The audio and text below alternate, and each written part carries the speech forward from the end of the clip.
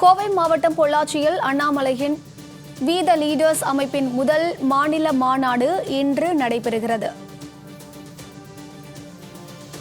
கோவை மாவட்டம் பொள்ளாச்சியில் அண்ணாமலையின் we the leaders அமைப்பின் முதல் மாநில மாநாடு இன்று நடைபெறுகிறது.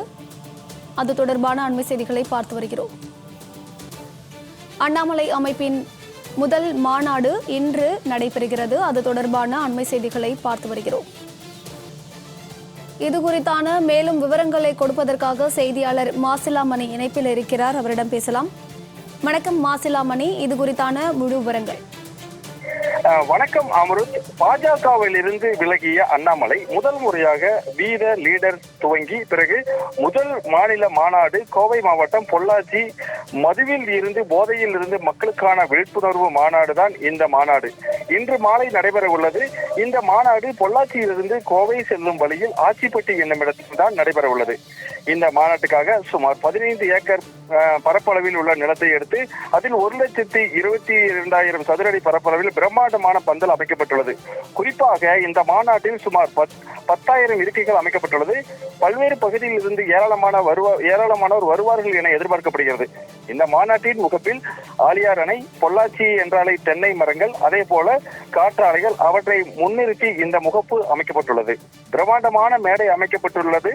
வெளியில் இருந்து வரக்கூடியவர்கள் 3 இடங்களில் நுழைவாயில்கள் வழியாக வரும் வழியில் அமைக்கப்பட்டுள்ளது. அதாவது மேடையில் இரு பகுதிகளிலும் 7 நுழைவாயில்கள், அதாவது 14 நுழைவாயில்கள் அமைக்கப்பட்டுள்ளது. பொதுமக்கள் எவ்வித சிரமமின்றி கண்டு ரசிக்கும்படி தடுப்புகளும் அமைக்கப்பட்டுள்ளது. அதேபோல் மாநாட்டின் வலதுபுறம் குடிநீருக்காகவும் இடதுபுறம் 30 தற்காலிக கழிப்பிடங்களும் அமைக்கப்பட்டுள்ளது.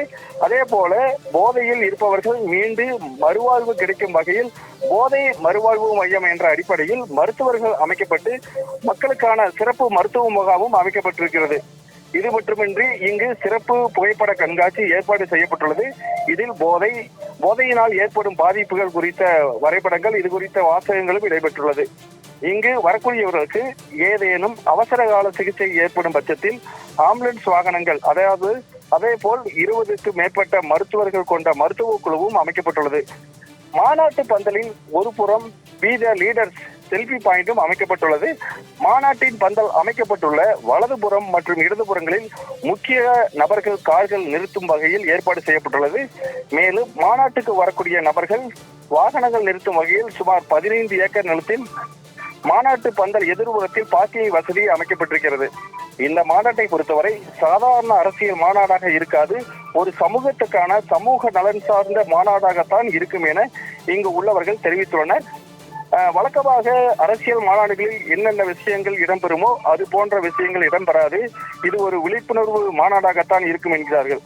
முக்கியமாக அரசியல் தலைவர்கள் வரும்பொழுது மேளதாளங்கள் முழங்க வரவேற்புகள் இருக்கும். ஆனால் அண்ணாமலை வரும் பொழுது இது போன்ற விஷயங்கள் இருக்காது. வழக்கமான சாதாரண மனிதர் போலதான் வருவார் எனவும் தெரிவித்துள்ளனர். மாநாடு பந்தலுக்கு மதியம் 2 மணி முதல் வெளியூரிலிருந்து வரக்கூடியவர்கள் வரக்கூடும் என எதிர்பார்க்கப்படுகிறது. மேலும் மாநாடு மாலை 4 மணிக்கு போதைப் பொருள் ஏற்படும் விளைவுகள் குறித்த கலை நிகழ்ச்சி, போதை பழக்கத்தில் இருந்து வெளியே வந்த நபர்களால் போதைப் பொருளால் ஏற்படும் தீமை குறித்து விழிப்புணர்வும் தொடங்க இருக்கிறது. இதைத் தொடர்ந்து 6 மணிக்கு அண்ணாமலை சிறைப்புரையாற்றுவார் என எதிர்பார்க்கப்படுகிறது. அமருத், விவரங்களை வழங்கியமைக்கு நன்றி மாசிலாமணி.